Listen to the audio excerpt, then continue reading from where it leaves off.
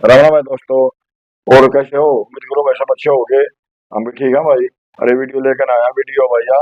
One video of Putin holding the BRICS currency. भैया उसका currency तेज उसकी मतलब है या वीडियो भाई पर वीडियो देख लेते हैं। बड़ा हमने भी इसमें ज्ञान नहीं है क्योंकि देखी नहीं है वीडियो। उसके बाद फिर अपना रिएक्शन दें।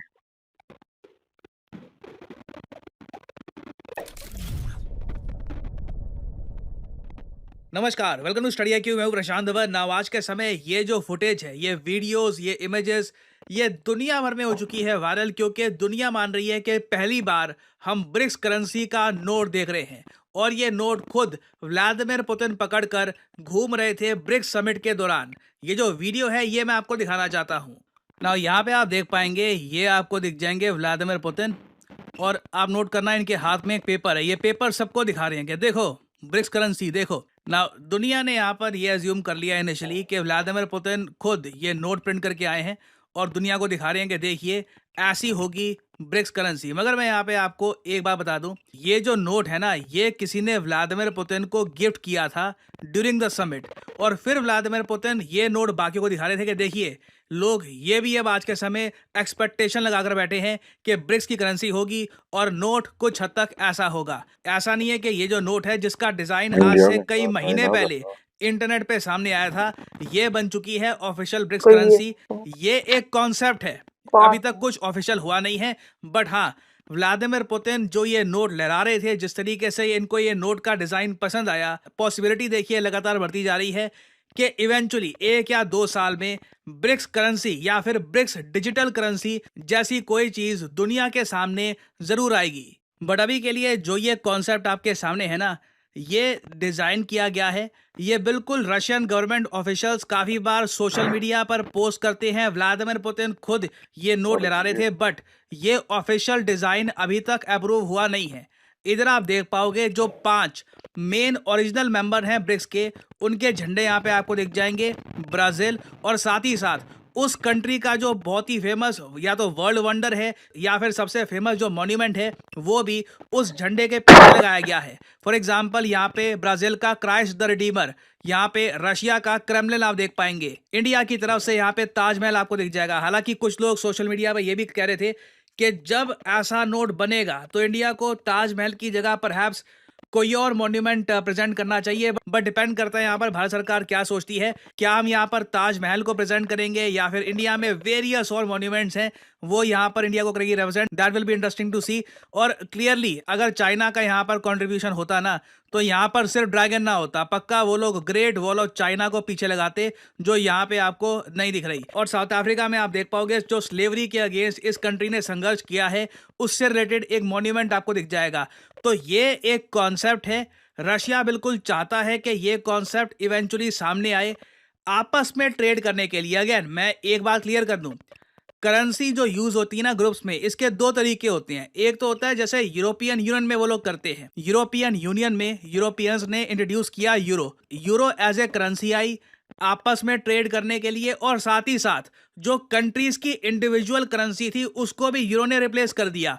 जो फ्रांस की फ्रैंक पहले करेंसी थी, वो लोग आज के समय फ्रैंक यूज नहीं कर रहे, वो लोग यूज कर रहे हैं यूरो। सेम केस जर्मनी का है, वो लोग यूरो यूज कर रहे हैं।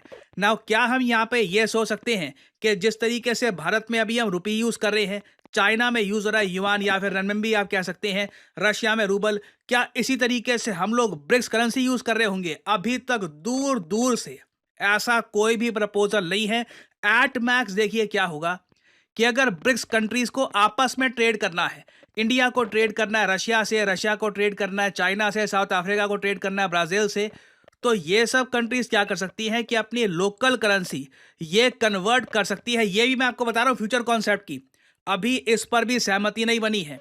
एक फ्यूचर कॉन्सेप्ट, वो भी आज से 5 साल बाद ये हो सकता है कि इंडिया अपनी करेंसी कन्वर्ट करे ब्रिक्स करेंसी में और फिर उस करेंसी से पेमेंट करे रशिया को। इस पर भी अभी बातचीत हो रही है। व्लादिमीर पुतिन से रिसेंटली पूछा गया कि जो ये ब्रिक्स करेंसी की बात की जा रही है, क्या ये जेन्युइनली सामने आएगा, इज दिस रियल? देखिए पुतिन ने भी ये कहा है कि अभी कॉशियस अप्रोच रखनी होगी, धीरे धीरे सब कुछ होए, माली सींचे 100 घड़ा, ऋतु आए फल होए, टाइम लगेगा अभी आराम से। अभी ब्रिक्स करेंसी मेन प्रायोरिटी नहीं है रशिया की। मेन प्रायोरिटी क्या है? स्विफ्ट सिस्टम को रिप्लेस करना या फिर स्विफ्ट सिस्टम का एक ऑल्टरनेट बनाना। स्विफ्ट सिस्टम आपको पता होगा ग्लोबल ट्रेड को संभालता है, ग्लोबल ट्रांजैक्शंस को संभालता है। आपको पैसे भेजने अगर अपने मित्र को इन यूएसए या फिर उसको पैसे भेजने हैं टू इंडिया, तो स्विफ्ट के जरिए ही किया जाएगा। चाहे अपने बैंक्स का आप यूज़ कर रहे हैं, मगर आपके बैंक्स भी स्विफ्ट का ही यूज़ कर रहे होंगे। रशिया को देखो सबसे बड़ी प्रॉब्लम ये फेस करनी पड़ रही है, सिंस ये लोग स्विफ्ट का पार्ट अब नहीं रहे, तो यहाँ पर पैसे भेजना, यहाँ से निकाल पाना, ट्रेड कर पाना बहुत ही मुश्किल हो चुका है। तो पुतिन की पहली प्रायोरिटी तो ये है कि स्विफ्ट का एक ऑल्टरनेट इनको निकालना होगा। और फिर देखो मुझे यहाँ पर यही बोलना पड़ेगा कि जो ये नोट है ना, ये अभी रियलिटी से इतना दूर है कि जो झंडे यहाँ पे इन्होंने लगा रखे हैं ये भी सेंस बनाते नहीं। आप नोट करो, ये फ्रंट साइड है इस सो कॉल्ड नोट की, ये इसकी बैक साइड है। बैक साइड में देखो अर्जेंटीना का फ्लैग आपको दिख जाएगा। अर्जेंटीना ने रिसेंटली ही रिफ्यूज कर दिया कि हमको ब्रिक्स ज्वाइन नहीं करना। अर्जेंटीना ना न्यू डेवलपमेंट बैंक ना ब्रिक्स किसी का भी पार्ट नहीं है। अभी के लिए जो अर्जेंटीना में सरकार है ये बहुत ज़्यादा प्रो यूएस हो चुकी है। फिर आप अगर देखो यहाँ पे जिम्बाब्वे आपको दिख जाएगा। जिम्बाब्वे ब्रिक्स का पार्ट नहीं है कहीं से भी, बस इसका नाम डाल दिया गया है, फ्लैग भी डाल दिया गया है। Does not make any sense. फिर एक और फनी बात देखो, यहाँ पे झंडा लगा रखा है कजाकिस्तान। कजाकिस्तान के साथ एक बहुत ज़रा फनी बात हुई। रशिया के बिल्कुल साउथ में आपको मिलेगा काजाख्स्तान। काजाख्स्तान रशिया के रिलेशंस वैसे अच्छे हैं और दोनों कंट्रीज एक दूसरे का साथ भी देती हैं। आप कह लीजिए दोनों कंट्रीज एक टाइम पर सिंगल कंट्री का पार्ट भी थे, यूएसएसआर। मगर रिसेंटली रशिया ने कहा कि काजाख्स्तान आप ब्रिक्स ज्वाइन क्यों नहीं करते, इतनी सारी कंट्रीज ज्वाइन कर रही है ब्रिक्स, आप भी ज्वाइन करिए। काजाख्स्तान ने मना कर दिया और रशिया ने गुस्से में आकर क्या किया कि जो एग्रो प्रोडक्ट्स ये परचेज करते थे फ्रॉम काजाख्स्तान, फ्लावर्स, फूल, सब्जियां, ये गुस्से में आकर रशिया ने काजाख्स्तान की बैन कर दी। इधर आप देख पाओगे काजाख्स्तान ने मना कर दिया कि हमको ब्रिक्स ज्वाइन नहीं करना।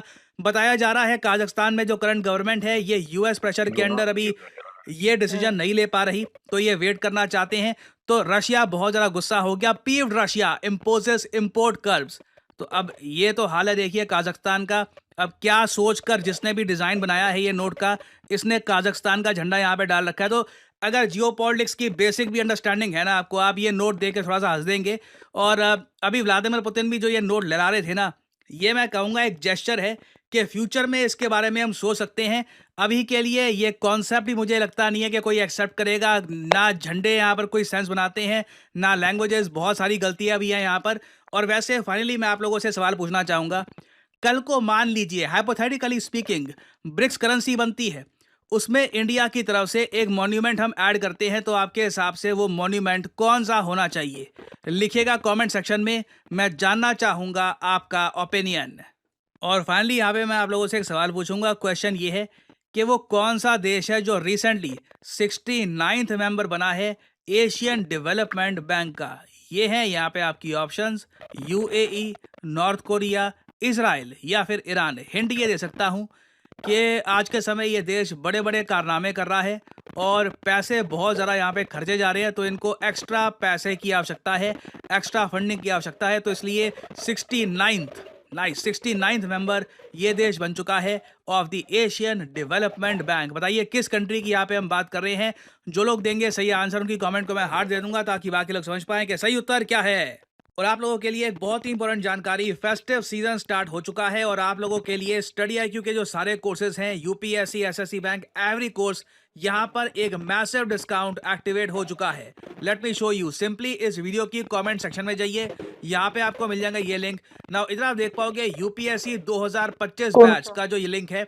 यूजुअली इस कोर्स का प्राइस हुआ करता था 26,000, कोड डिस्काउंट लगाने के बाद ये 20,000 के आसपास हुआ करता था। यहाँ पे आप देखोगे आज के समय अगर आप यहाँ पर यूज करते हैं कोड PD10 तो प्राइसेस बहुत ज़्यादा गिर जाएंगे। 19,000 में आप 2025 का P2I बैच कर सकते हैं परचेज। मैं यहाँ पे आपको याद दिला दूँ, P2I हम इसको इसलिए कहते हैं क्योंकि यहाँ पे आपको प्रीलिम्स, मेंस और इंटरव्यू तीनों की तैयारी कराई जाती है यहाँ पे आपको। और उसके अलावा आप अगर 2026 का बैच देखोगे तो यहाँ पे कमेंट सेक्शन में जो ये लिंक है यूपीएससी 2026, इस पे आप क्लिक करेंगे तो आपके सामने ये पेज खुल जाएगा। बाय द वे अगर आप मोबाइल फोन पे हैं, स्टडी IQ की ऐप डाउनलोड कर सकते हैं आप, and then you can open the link. और यहाँ पे भी आप देखोगे जो प्राइस यूजुअली होता था बहुत ज़्यादा, इधर भी आपको एक मैसिव डिस्काउंट मिल रहा है 36 महीने की वैलिडिटी वाले कोर्सेज आपको यहाँ पर मिल रहे हैं for just 28,000 rupees across study IQ। Heavy discount चल रहा है। और मैं आपको बता दूं, आप अगर कोई और कोड यूज़ करते हैं, फॉर एग्जांपल यहाँ पे और कोड लिखी है लाइव या फिर कोई और कोड, आपको मैक्सिमम डिस्काउंट नहीं मिलेगा। इधर आप देख पाओगे मैक्सिमम डिस्काउंट आपको नहीं मिल रहा। To get the maximum discount possible, use the code PD10 and save money. और याद रखिएगा, ये सेल बस कुछ ही दिनों की है। आपके पास एक गोल्डन अपॉर्चुनिटी है to buy these courses on a festive sale. बाद में साल के बाकी दिन आपको इस लेवल की सेल नहीं मिलेगी by study IQ। So use करिए code PD10 and save money. So इसी नोट के साथ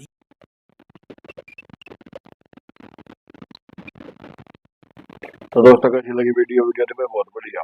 तो भैया तो भविष्य के लिए ये मतलब प्लान बना है इनने बारिश के जो 5 देश हैं इनने। और ये तो मतलब भाई कल्पना ही करी दूसरा नहीं होती भाई हम लोग करते हैं। तो मतलब डम्मी है ना रुपया बनाया है, डम्मी को लगा ले और नमूना बना, वो नमूना दिखा दे।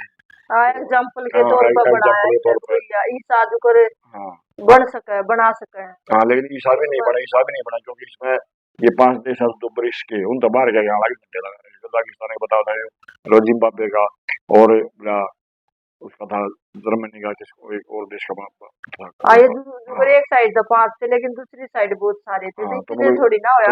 मतलब फिर ना अगर बने भी गाल 5 देश हैं फिलहाल ये भाई इतना उसका भाई इतना वो तो जो उसका मतलब पाकिस्तान भी बन गया तो जो ही बहुत ग्रुप है ना फिलहाल 5 देश हैं तो ही नए घंटे लगेंगे ये। और भविष्य के लिए रणनीति बनाएगी या अगर उसका अगर करना चाहो तो वो वीजा का जिस तरह भाई यूरोपियन कंट्री है आपस में वो यूरो में यूज करे हैं, ये डॉलर तो 7 साल रहे हैं लगा ले। तो इन्हें फिर भाई इन्हें सारा प्रोसीजर बताया है और भाई किस तरह के भाई इन्हें आपस में ये लेन देन करेंगे। तो पहला वो बारिश का जो रुपया है कोई भी करेंसी का नाम देखेंगे ये उसमें कन्वर्ट करो और फिर अगले बार पेमेंट करो तो न्यू इसका लेन देन होगा। तो वो देखते हैं भाई जो मतलब इन स्थिति में या पूरी हो भी है या भाई डम्मी की मदद के तौर पर एग्जाम्पल के तौर पर रह जाएगी। या तो वीडियो की सलाह की कमेंट बॉक्स अपनी राय दियो भाई। वीडियो को लाइक कर दिया, शेयर कर दिया, सब्सक्राइब कर दिया और ओरिजिनल वीडियो वाले मिल जाएगा डिस्क्रिप्शन में। मिलते हैं नेक्स्ट वीडियो के साथ दोबारा फिर से, तब तक के लिए बाय बाय।